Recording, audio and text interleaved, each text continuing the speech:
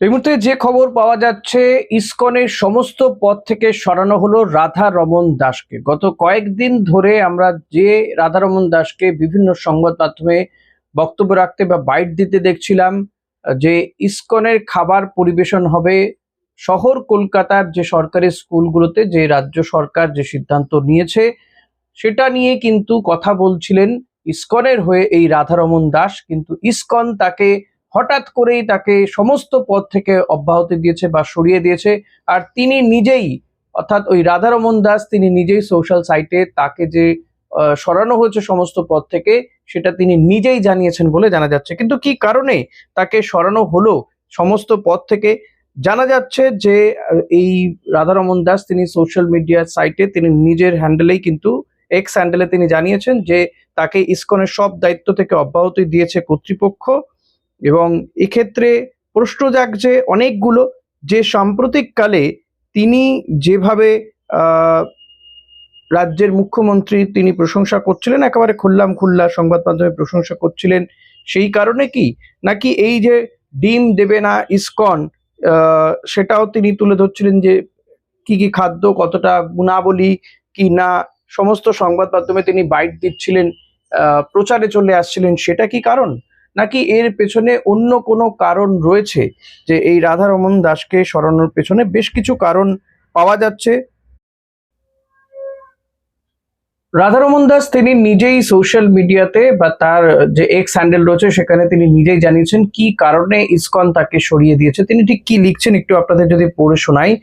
I wish to inform well wishers, devotees, all member of the media and the general public that I have been relieved of all my responsibility within ISKCON and have also been directed not to represent or speak on behalf of ISKCON before the media, government, authorities, or any public forum. As communicated to me, the actions against me related primarily to the following matters. এবার তিনি 6টা কারণ তিনি লিখেছেন যে কারণগুলোর জন্য তাকে সরিয়ে দেওয়া হচ্ছে। Speaking publicly and giving media interviews regarding the persecution of Hindus and devotees in Bangladesh, supporting and speaking in relation to Chinmoy Krishna প্রভু।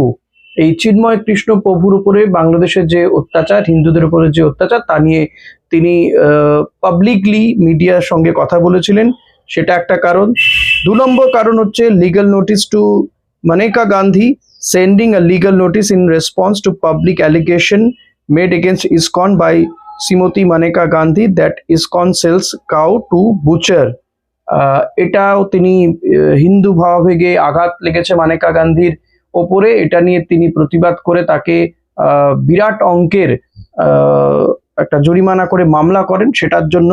3 নম্বর হচ্ছে filing a cyber complaint concerning derogatory public remark made against ISKCON by comedian Surlen Kaur.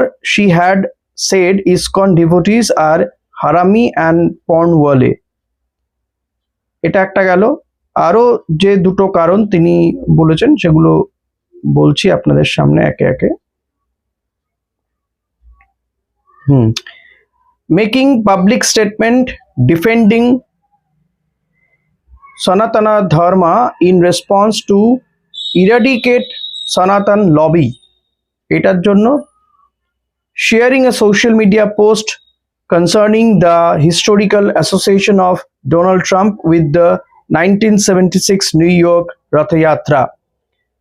Last but not the least, Lasnell appearing in a Republic TV interview on 29th May 2026 following link. আর তিনি link দিয়ে দিয়েছেন, Republic বাংলাতে তিনি appear করেছিলেন, একটা interview দিচ্ছিলেন এবং সেখানে রাজ্যের মুখ্যমন্ত্রী সম্পর্কে খুব ভালো ভালো কথা বলছিলেন। এই 6টা কারণের জন্যই ইসকন তাকে সমস্ত পদ থেকে সরিয়ে দিয়েছে। তিনি নিজেই এই কথা জানিয়েছেন রাধা রমন দাস, এবং তাকে যে এই পদগুলো থেকে সরানো হয়েছে তারপরেও কিন্তু তিনি এক্ষেত্রে বলছেন যে ইসকনের ভালো হোক, উন্নতি হোক, এটাই কিন্তু চাইছেন রাধা রমন দাস। ভিডিওটা এখানে শেষ করছি। ভালো লাগলে লাইক কমেন্ট শেয়ার করবেন, চ্যানেলে নতুন হলে সাবস্ক্রাইব করবেন। Thank you.